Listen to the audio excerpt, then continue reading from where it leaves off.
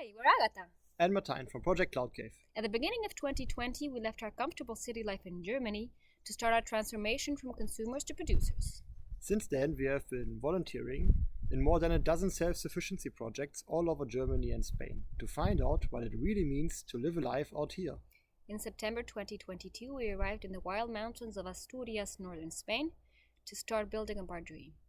Join us in the transformation from consumers to producers. Let's go.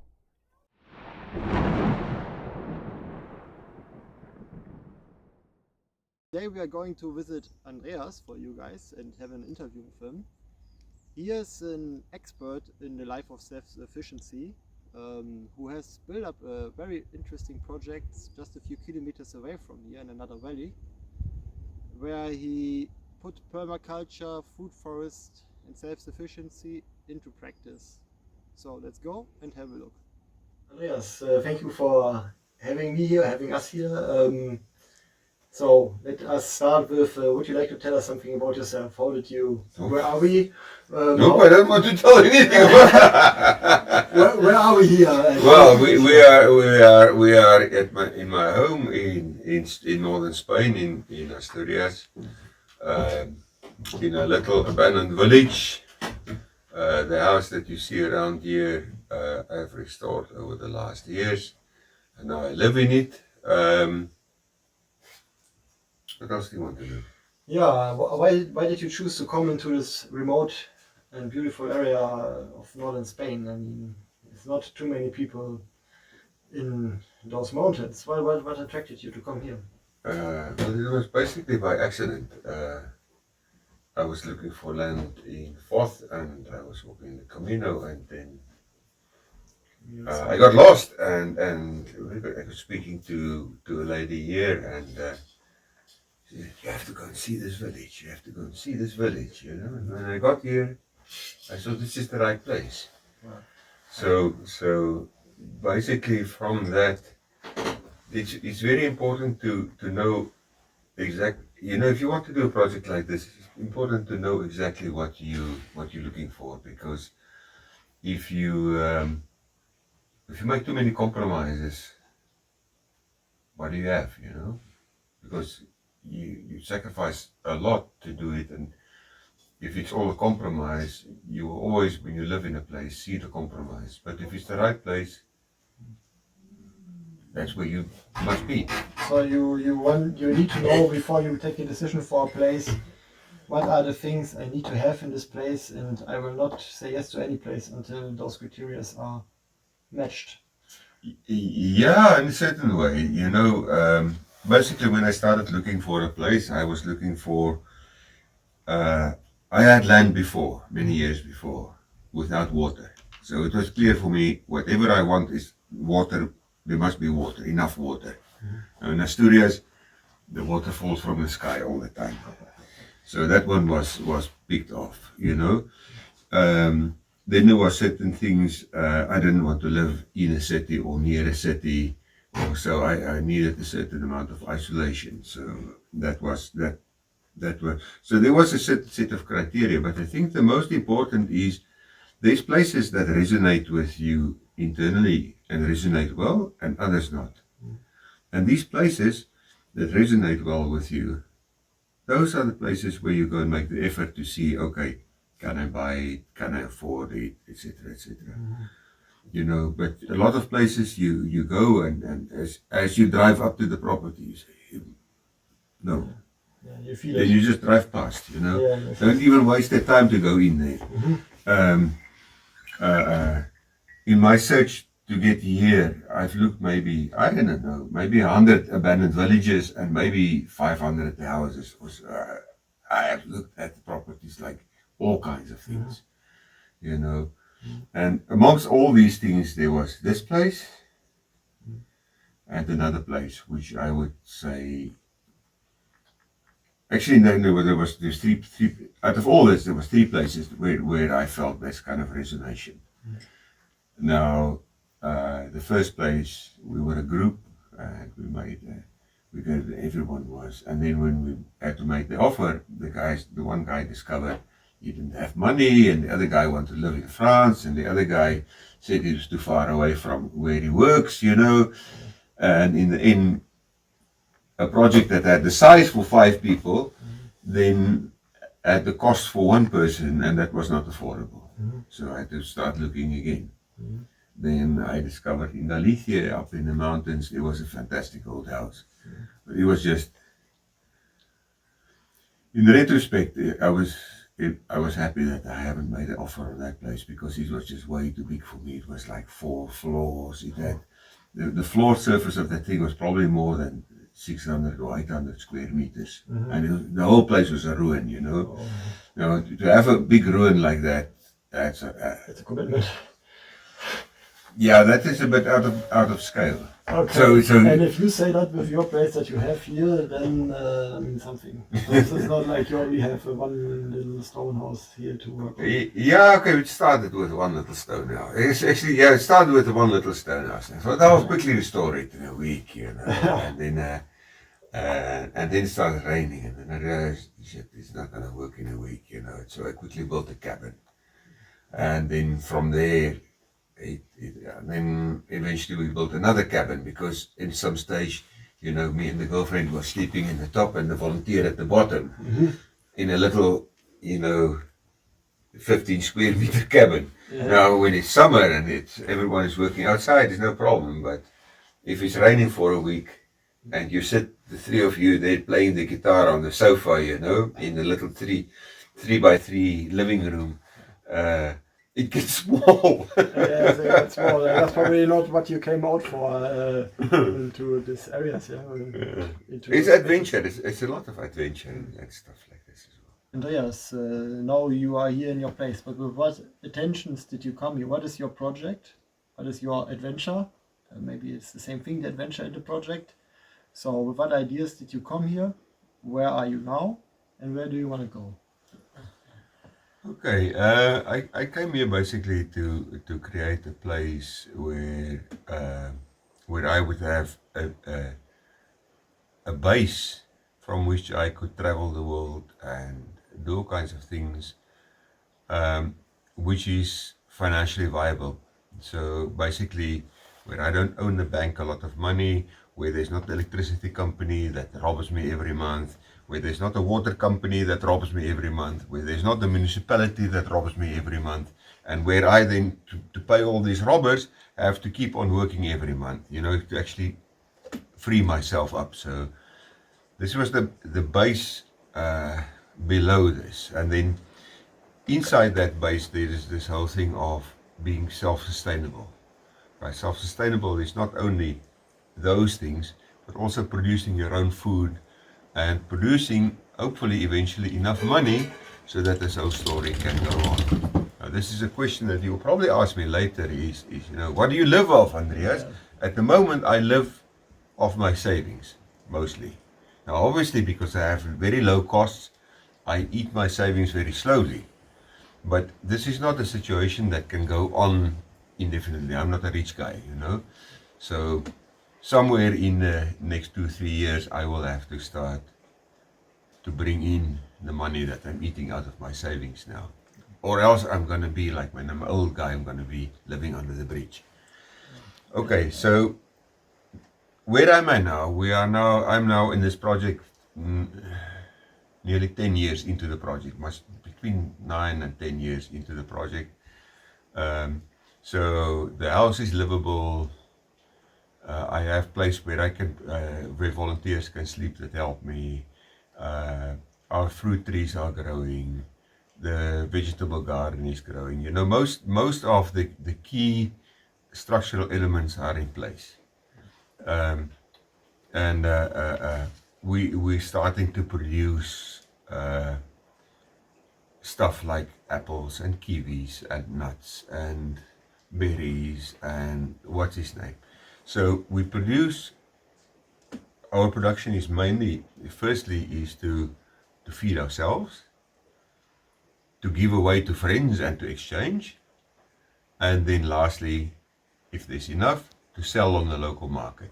And then if it gets bigger than that, we get into the next phase, which is the future financial project, because the future project is essentially, you asked where I was going, is to get the situation. My idea is we will invite people to come here. They spend the day here, they enjoy themselves, they buy lunch from us or picnic basket or whatever, and they basically enjoy this old village and what we've created here. Or permaculture people come here and say, hey, that's an interesting tree. Sell him a little treelet or this or that. Right. So this is kind of where we're going for the future, and this is kind of the shape of the financial model. And then in between there will be stuff probably like repairing rental homes, doing electrician work, this or that, those kind of things. You had more questions. Thank you. And yeah, I mean, you have so many projects in your project. You are doing and testing so many things that I would consider being part of permaculture in a broader aspect. And you are putting all those things in practice here. And in the 10 years that you are here, you have accomplished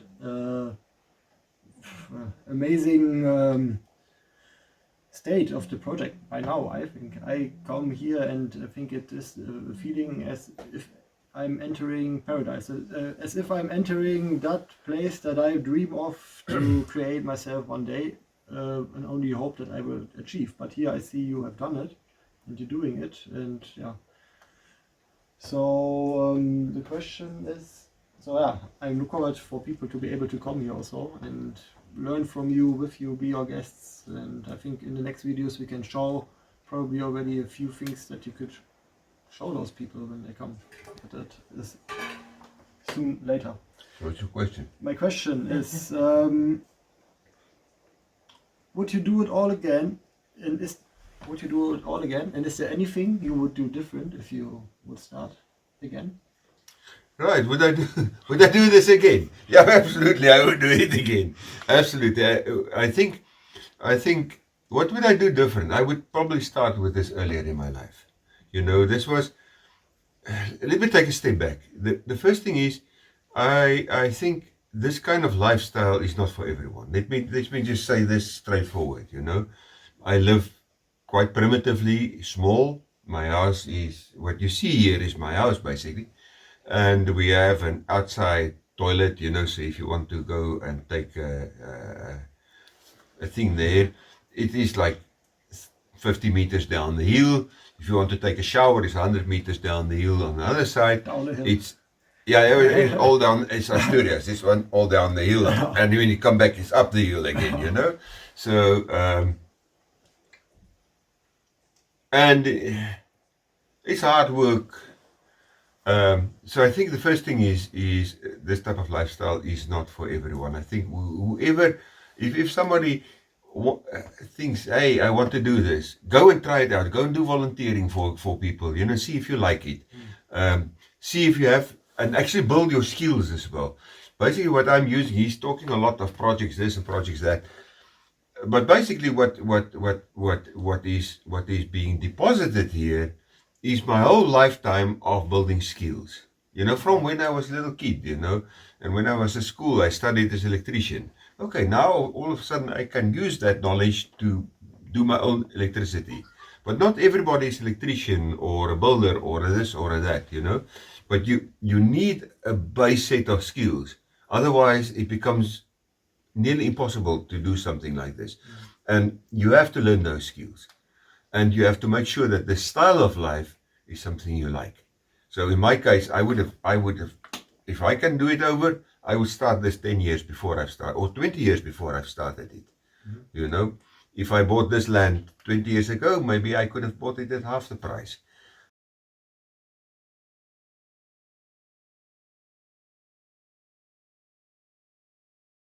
Andreas, you say you need a lot of skills, to build a lot of skills to do this lifestyle. So what if you are living in the city, by now you have this dream of living like this, and you probably feel really driven to go there. I think many people who are probably watching this have this kind of drive in them. And yeah, what could they do to build up enough skills or get those experience and to find out if this lifestyle is something for them. I think I think I've already answered you. The first thing is finding out. Is the only way to find out is to try it. Yeah. This is not something you can look at YouTube videos and say, "Oh, I like it." So the YouTube videos show you all the nice things. It's always taken when it's a sunny day. Look, it's raining outside. Oh, yeah. It's cold. Oh, yeah. Cold. Cut that out.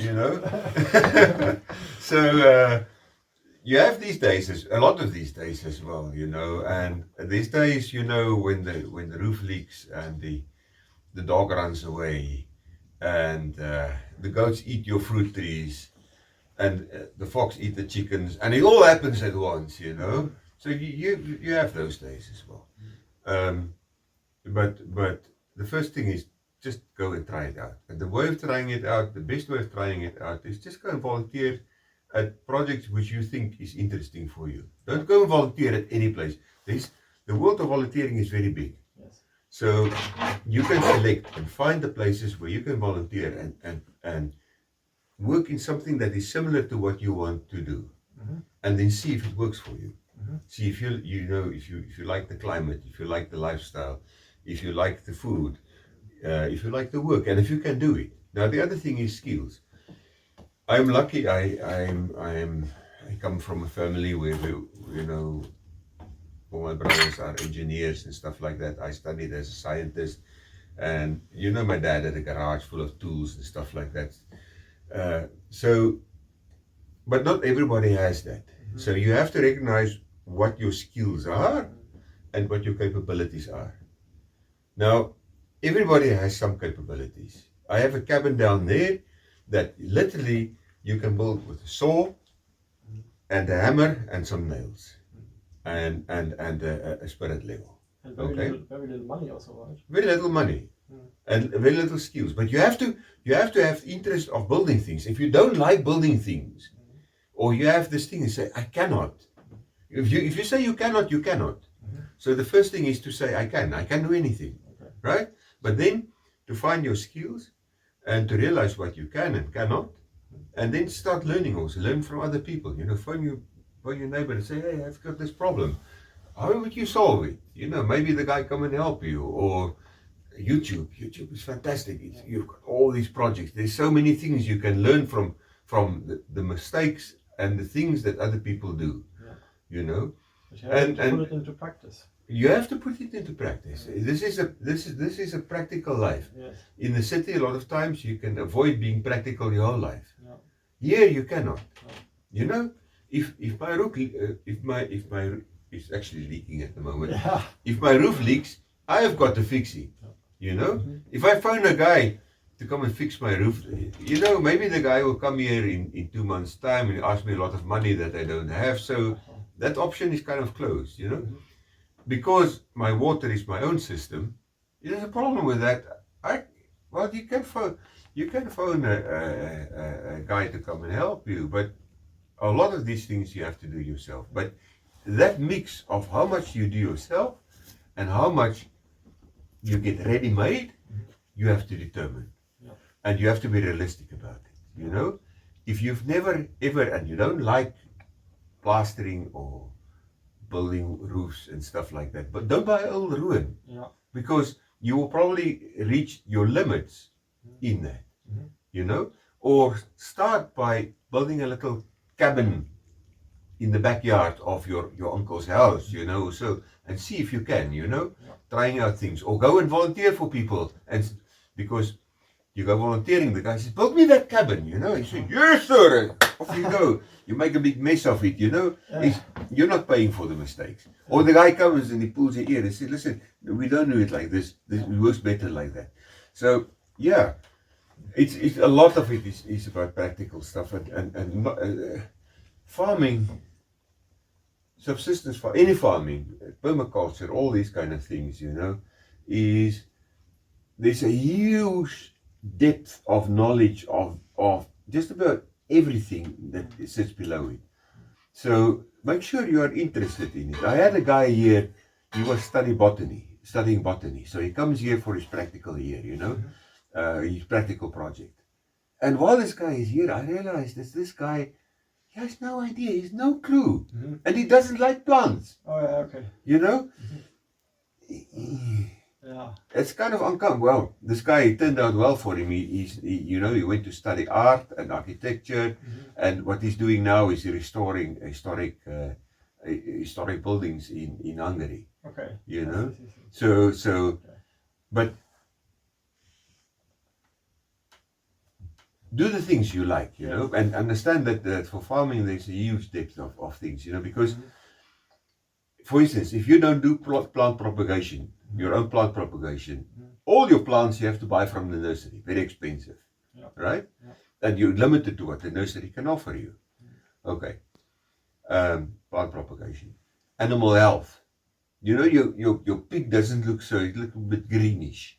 What do? Your dog is not eating. What do? You know, and every time you go to the vet, it starts at 60, 70 euros. Yeah. And then comes the medicine and the driving. So the key thing is, the more problems you can solve yourself, the better.